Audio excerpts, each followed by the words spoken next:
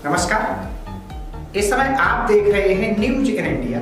News in India में आपका स्वागत है। आइए नजर डालते हैं आज की कुछ खास खबरों पर।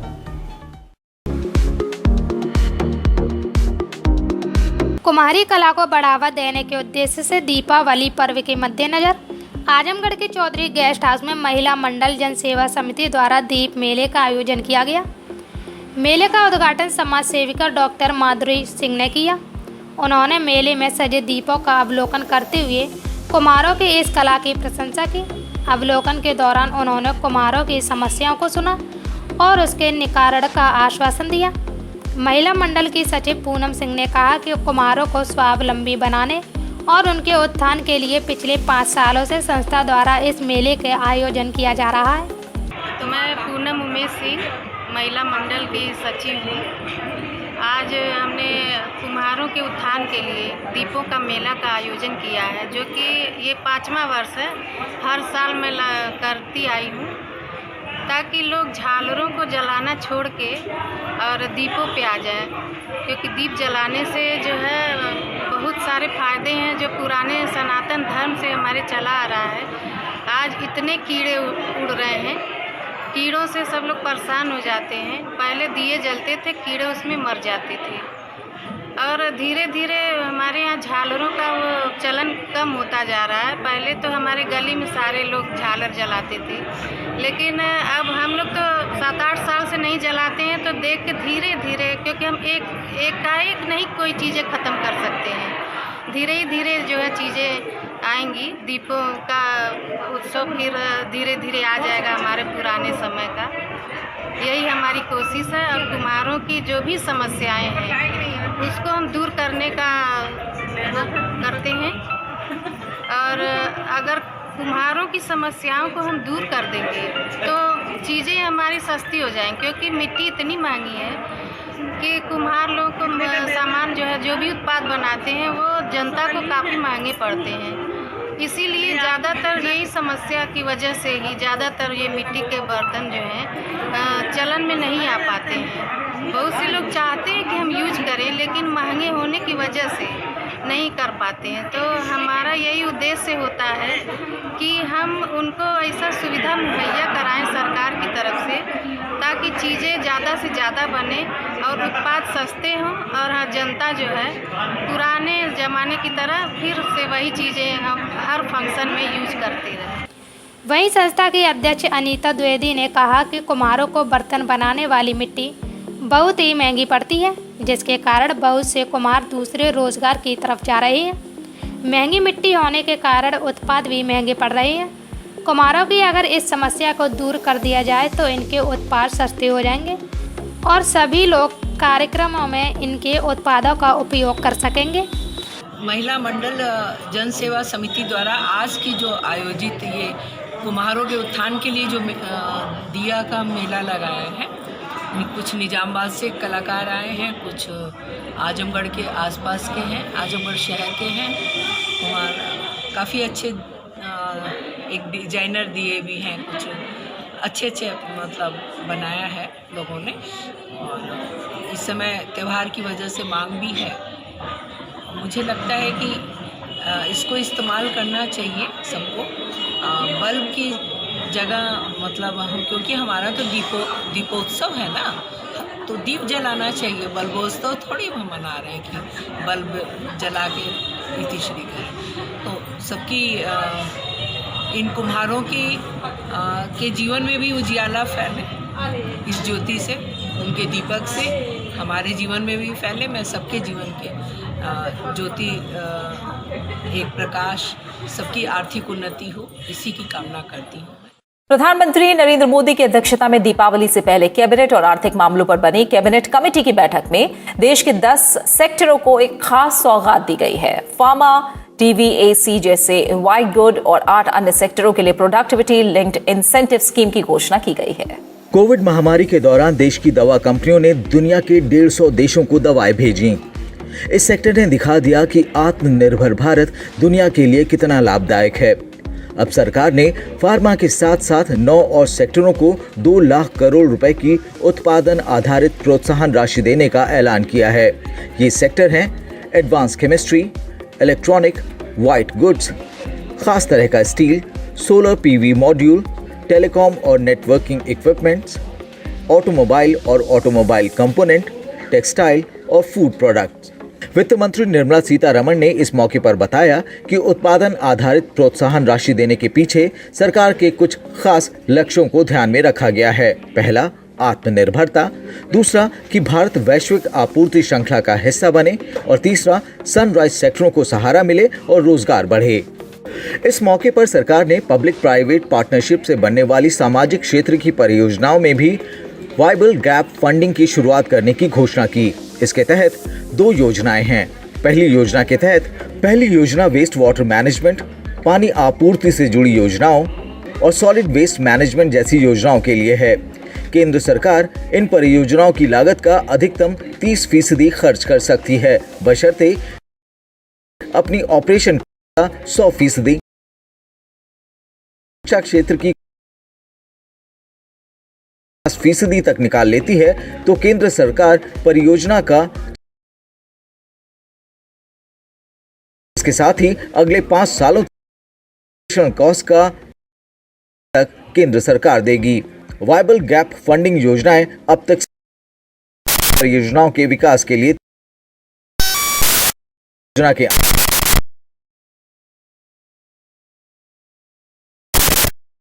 लगभग 2 लाख उद्योग क्षेत्र को बहुत उत्पादन बढ़ेगा। तो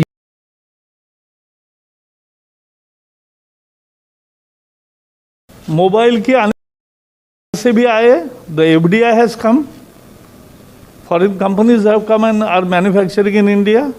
It also partly answers the question which is frequently asked. Does Atmanirbharta mean inward-looking policy? Not at all. We are yet again proving that the policy that we are taking up, even in the PLI, the productivity-linked incentive through which we want manufacturers to come into India, is clearly to say we want to build on our strength, but yet link with the global value chains. संभल में police अधीक्षक यमुना प्रसाद के नेतृत्व में चलाए जा रहे अपराधियों की धरपकड़ अभियान के तहत 6 घंटे के अंदर अपहरण किए गए बच्चे को सकुशल बरामद करते हुए 3 अपराधियों को भी गिरफ्तार कर लिया गया। घटना का खुलासा करते हुए पुलिस अधीक्षक ने बताया कि बेजोई कोतवाली क्षेत्र के गांव मंडनपुर से एक 7 वर्षीय बच्चे को अपहरण कर लिए जाने की सूचना मिली थी, जिसमें 6 लाख रुपए की फिरौती भी मांगी गई थी। खुलासे के लिए सर्विलांस एसओजी और कई थानों की पुलिस को लगाया गया था, जिसमें पुलिस ने 3 अपहरणकर्ताओं को ग्राम मनौना के जंगल से गिरफ्तार कर लिया। साथ ही अपहरण किए गए हिमांशु को भी 6 घंटे के अंदर सकुशल बरामद कर लिया। इनके पास से 2 बाइक, 1 तमंचा, 4 कारतूस, 1 खोखा कारतूस और 4 मोबाइल बरामद किए हैं। फिलहाल गिरफ्तार आरोपियों के विरुद्ध कानूनी कार्रवाई करके जेल भेजा जा रहा है। जनपद संभल के बहजोई पास हैं। शाम को एक व्यक्ति हैं, उनको उनके बच्चे के अपहरण की सूचना मिली, जिसमें ये हिमांशु बच्चा है, मंडनपुर थाना बहजोई का रहने वाला है। इसके बारे में सूचना मिली कि इस बच्चे का अपहरण कर लिया गया है और 6 लाख की फिरौती मांगी गई है। इसमें मुकदमा दर्ज किया गया और कई टीमें लगाई गई। इसमें सर्विलांस टीम, मैनुअल इंटेलिजेंस और थाने की टीमें कई तरीके से लगाई गई। इसमें पूरी घेराबंदी की गई। इसमें इंटेलिजेंस जो इंटेलिजेंस है उनका सहारा लिया गया और इस केस को क्रैक किया गया। इसमें 3 अपराधी पकड़े गए। जब इससे गहन पूछताछ हुई तो पता चला कि इसमें जो एक व्यक्ति है विनोद और उसका भाई गुड्डू, जो जरीफ नगर बदायूं के रहने वाले हैं, ये इनके रिश्ते में भी लगते हैं। इन लोगों ने देखा कि जब ये व्यक्ति जो है अपना एक गांव में घर है और उसके बाद बाहर एक और घर बनवा रहे थे, इस क्रम में इन्हें लगा कि ज़्यादा धनाढ़ हो गए हैं, तो उससे इकलौते बच्चे का अपहरण कर लें और उससे 6 लाख की फिरौती मांगे। इस तरीके से इन लोगों ने प्लान बनाया और प्लान बनाने के बाद इनका एक भतीजा है उसको भी शामिल किया। इसमें जो विकास है उसको भी शामिल किया अपने प्लान में, और प्लान के तहत विनोद और विकास ये लोग बच्चे को आए और गाड़ी में बैठा करके ले गए और एक ट्यूबवेल पे रखा। वहाँ पे गुड्डू को उसकी हिफाजत करने के लिए रख दिया। बाद में गुड्डू ने बच्चे के पिता को फ़ोन किया कि आप पैसा तैयार रखिएगा और पुलिस को इन्फॉर्म मत कीजिएगा। इन्होंने अपने प्रधान को बताया, प्रधान ने पुलिस को इन्फॉर्म किया और हम लोगों ने सादे कपड़ों में पुलिस लगाई, कई टीमें बनाई, इसमें पूरा एक नेटवर्क बनाया।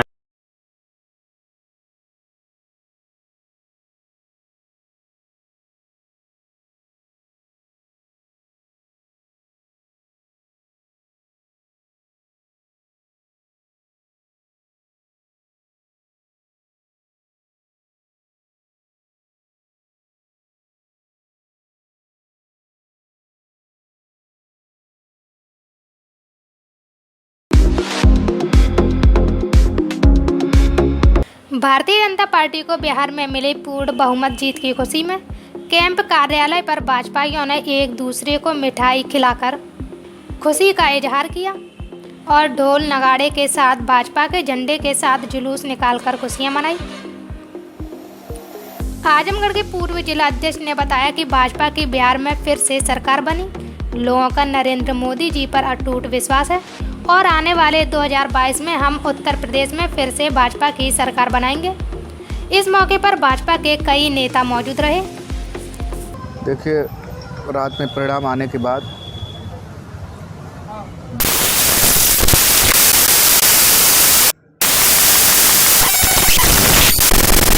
सहारा लिया गया।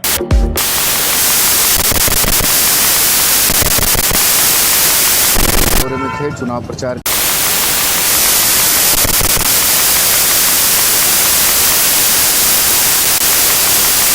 पूरा प्रसन्न है। भारतीय जनता पार्टी अभी देखिए हमारी जो यहाँ उपचुनाव हुआ है, सारी सीटों को हमने जीता है। मध्य प्रदेश में चुनाव जीते हैं और बिहार में तो आपकी सरकार ही बनी है, इसलिए पूरा भारतीय जनता पार्टी के कार्यकर्ता उत्साहित हैं और पूरा मनोयोग से ये निश्चित रूप से अब यह कहा जा सकता है सबका साथ सबका विकास और सबको विश्वास में लेकर के लोकतंत्र के महानायक देश के यशस्वी प्रधानमंत्री ने जो यह काम किया है, सब लोग पूर्ण रूप से सहमत हैं और सबका विकास हो रहा है। क्या लगता है जिस तरीके से रिजल्ट आना चाहिए था उस तरीके से आया एनडीए के पक्ष में? नहीं, एनडीए के पक्ष में रिजल्ट आया और निश्चित रूप से वहाँ कुशासन और सुशासन के बीच लड़ाई थी। 15 वर्षों का जो सुशासन नीतीश जी का था, बहुत ही अच्छा कार्यकाल उनका था। विकास की योजनाएं जो केंद्र सरकार की थी, बहुत बड़े बड़े पैकेज वहाँ दिए गए, चाहे बाढ़ की आपदा रही हो, चाहे किसानों के लिए रहा हो, चाहे कोरोना कार्यकाल का रहा हो, सारे लोगों की सारी सुविधाएं मुहैया कराई गई है। और उत्तर प्रदेश के यशस्वी माननीय मुख्यमंत्री जी योगी आदित्यनाथ जी का जो वहाँ हम लोग तो चुनाव प्रचार में थे, जो जा करके उन्होंने चुनाव अभियान की कमान संभाल करके रैलियाँ की, उस रैलियों का भी बहुत बड़ा प्रभाव रहा। और वहाँ लोग राम मंदिर का भी, जो राम जन्मभूमि का राम मंदिर मुद्दा था, और पिछले चुनाव में मुख्यमंत्री योगी आदित्यनाथ जी कह के आए थे कि अब की बार आऊँगा तो राम मंदिर बना करके आऊँगा, और राम मंदिर का निर्माण भव्य शुरू हो गया। उससे भी जनता काफ़ी प्रभावित थी बिहार में। मैनपुरी थाना क्षेत्र के ग्राम सहारा में हुए आसाराम हत्याकांड का पुलिस ने खुलासा कर दिया। आसाराम की हत्या उसकी पत्नी और पुत्र ने ही मिलकर की थी। आपको बता दें कि बिचवा थाना क्षेत्र के ग्राम बुर्राचक सहारा निवासी 45 वर्षीय आसाराम का शव 6 नवंबर को पड़ा मिला था। मृतक की पत्नी ने मृतक द्वारा आत्महत्या किए जाने की तहरीर पुलिस जो विकास है उसको शामिल किया अपने प्लान में। प्लान के ये लोग आज में पता चला और घर बनवा रहे हैं, उठा करके गए और रखा गुड्डू गला घोंटकर हत्या कर दी।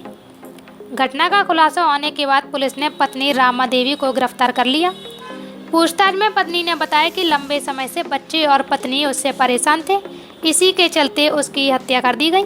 दिनांक 6/11/2020 को सुबह 10 बजे एक सूचना आई कि एक व्यक्ति जिसका नाम आसाराम है, संदिग्ध परिस्थितियों में उसकी मृत डेड बॉडी मिली। इस सूचना पर मैं और प्रभारी निरीक्षक वहाँ पे पहुँच गए तो उनकी पत्नी व अगल बगल के लोगों द्वारा बताया गया कि साहब इन्होंने हो सकता है आत्महत्या कर ली है और इसका हमको कोई सरकारी लाभ मिल जाए इसलिए हम पोस्टमार्टम कराना चाहते हैं। सब चीज़ शांतिपूर्वक था। फिर हम लोगों ने उसी समय देखा कि उसके गले पे कुछ निशान थे, संदिग्ध लगा, लेकिन उस समय कुछ भी कहना जल्दीबाजी थी। हम लोगों ने उसका पोस्टमार्टम कराया। पोस्टमार्टम में मृत्यु का कारण स्ट्रैंगुलेशन आया। जब स्ट्रैंगुलेशन आया उसके बाद वादिनी के द्वारा एक मुकदमा अज्ञात में लिखाया गया कि हमारे पति की लग रहा है किसी ने हत्या कर दी। इसके बाद पुलिस अधीक्षक महोदय के निर्देशन में 3 टीमें गठित की गई। फिर इसी पूछताछ के क्रम में मृतक की पत्नी, 2 बच्चे जो नाबालिग हैं, इनको लाया गया और इनसे कड़ाई से पूछताछ की गई। तो इन्होंने बताया कि मृतक काफ़ी नशे का आदी था। जब इच्छा करती थी मारता पीटता रहता था, दारू पीने के लिए या नशा करने के लिए, पैसे के लिए इनसे मारपीट करता रहता था। घटना के एक दिन पूर्व ही अपनी माँ को भी खुरपी लेके दौड़ा था मारने के लिए, तो माँ कहीं चली गई थी।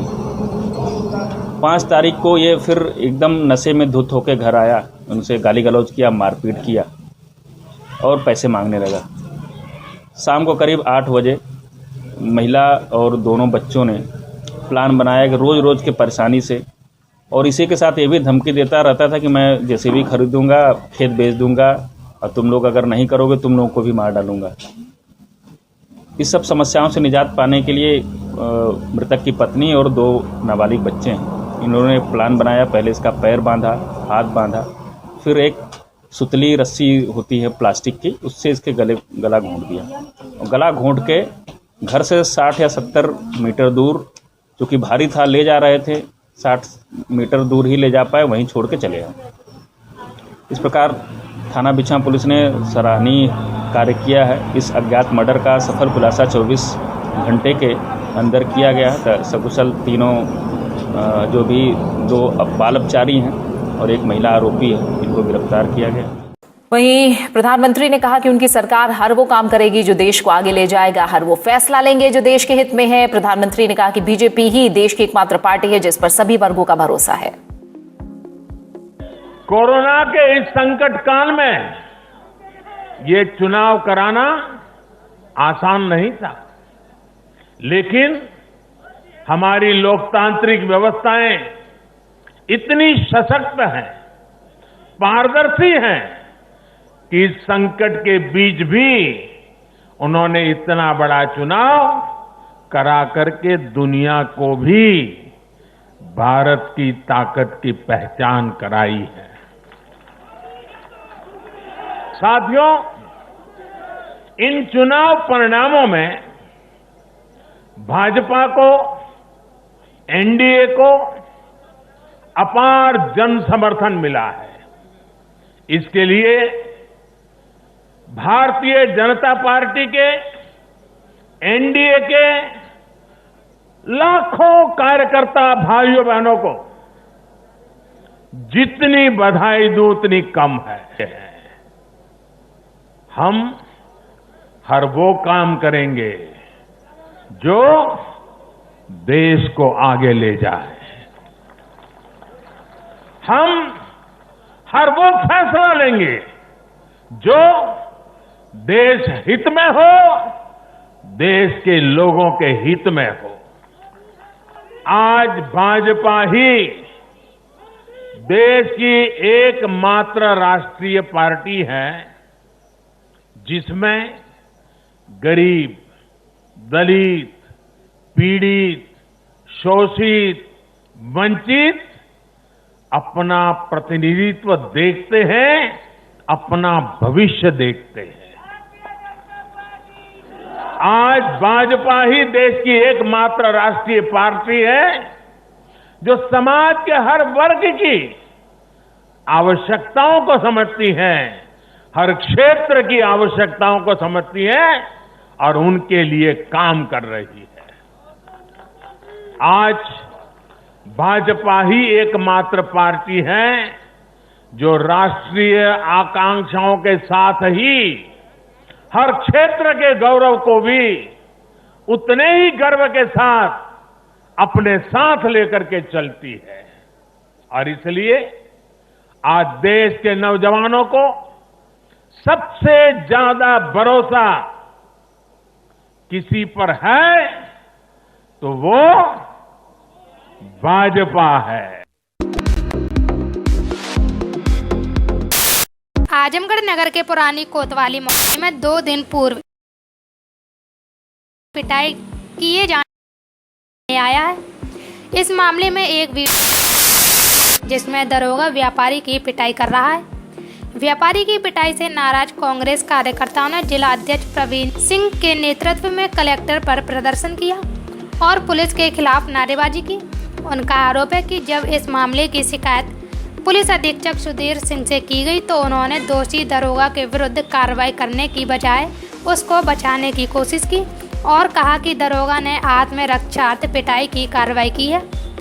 इसी सब बातों से नाराज कांग्रेस कार्यकर्ताओं ने जिला अधिकारी कार्यालय पर प्रदर्शन किया और पुलिस के खिलाफ नारेबाजी करते हुए धरने पर बैठ गए।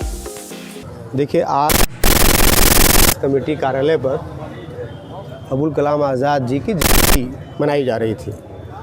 हमने एक वीडियो देखा और हमें मालूम हुआ, कुछ व्यापारियों द्वारा हमें बताया गया, व्यापारी अंगद जायसवाल का बेटा सूरज जायसवाल तगादे पर निकला हुआ था और वो पुरानी कोतवाली के पास खड़ा होकर के तगादा कर रहा था। इसी बीच एक दरोगा आता है, उसके साथ अभद्र भाषा का प्रयोग करता है। वो थोड़ा सा पूछता है कि भाई मैं तो जा रहा हूँ, ऐसा आपने क्यों किया? तब तक लात जूतों से मारना शुरू करता है। ऐसे में जब एसएसपी से पत्रकारों द्वारा उनका वर्जन लिया जाता है तो एसएसपी का वर्जन ही आता है कि आत्मरक्षार्थ उसने जो है इस तरह का कृत्य किया। मैं आपके माध्यम से आजमगढ़ जिले के एसएसपी से पूछना चाहता हूं कि आप गुंडों के ऊपर कार्रवाई करने में तो फेल हैं, आप लूट और हत्या बलात्कार तो रोकने में फेल हैं। एक व्यापारी, प्रतिष्ठित व्यापारी जो अपने व्यापार दिनचर्या के कार्य में तगादा करने निकलता है, उससे ये पूछ देने पर आप गाली क्यों दे रहे हैं मैं जा रहा हूँ, उसको आपका दरोगा लात जूते से मारेगा। और ऐसी घटना जिले के कोने कोने में हो रही हैं। इस सरकार में न व्यापारी सुरक्षित है, न किसान सुरक्षित है, न नौजवान सुरक्षित है, न महिलाएं सुरक्षित हैं। और अगर इनके इस उत्पीड़न के खिलाफ अगर आवाज़ नहीं उठाई गई तो तानाशाह होते चले जाएंगे। इनका हाथ हर उस सम्मानित व्यक्ति के गिरेबां तक पहुंच जाएगा जो व्यक्ति स्वाभिमानी है, सम्मानित है। मैं आपके माध्यम से एसएसपी को बता देना चाहता हूं कि आजमगढ़ जनपद है, ये संघर्षों की धरती, क्रांतिवीरों की धरती है। इस तरह का वाहियात बयान आजमगढ़ जिला कांग्रेस कमेटी नहीं बर्दाश्त करेगी। अगर एक सप्ताह के अंदर उस चौकी इंचार्ज को वहाँ से लाइन हाजिर नहीं किया गया, उसको पनिशमेंट नहीं किया गया तो हम लोग आंदोलन के लिए बाध्य होंगे। खबर उत्तर प्रदेश की राजधानी लखनऊ से है। यहाँ विकास ने बद्री सर्राफा ज्वेलर्स के मालिक अभिषेक केसरवानी को पुरानी रंजिश के चलते उस वक्त गोली मार दी जब वह अपनी पत्नी के साथ थे। बद्री ज्वेलर्स के मालिक अभिषेक केसरवानी की गोली लगने की सूचना पर कमिश्नर सुजीत पांडे, डीसीपी उत्तरी शालिनी सिंह, एडीसीपी उत्तरी Rajesh Kumar Srivastava, dog squad, fingerprint, forensic expert team के साथ थाने की फोर्स पहुंची। पुलिस ने उन्हें गंभीर हालत में ट्रामा सेंटर में भर्ती कराया है, जहां उनका इलाज चल रहा है। हालांकि पुलिस ने लूट की घटना से इनकार किया है। कमिश्नर सुजीत पांडे ने शहर भर में नाकेबंदी कराकर चेकिंग कराई, लेकिन बदमाशों का कोई सुराग नहीं लगा है। कमिश्नर ने बदमाशों को पकड़ने के लिए पुलिस की 10 टीमें बनाई हैं। साथ ही इलाके के सीसीटीवी फुटेज भी चेक किए जा रहे हैं। बदमाशों ने गोली किस इरादे से मारी, इसकी जांच की जा रही है। फिलहाल इस घटना से सर्राफा कारोबारी दहशत में आ गए हैं। हालांकि अभी परिवारीजनों ने कोई बात नहीं बताई है। वहीं पुलिस पुरानी रंजिश को लेकर भी जांच पड़ताल कर रही है।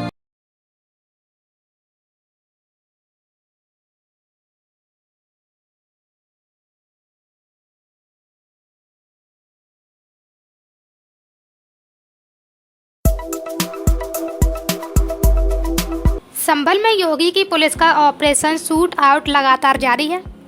पुलिस अपराधियों के विरुद्ध लगातार कार्रवाई कर रही है।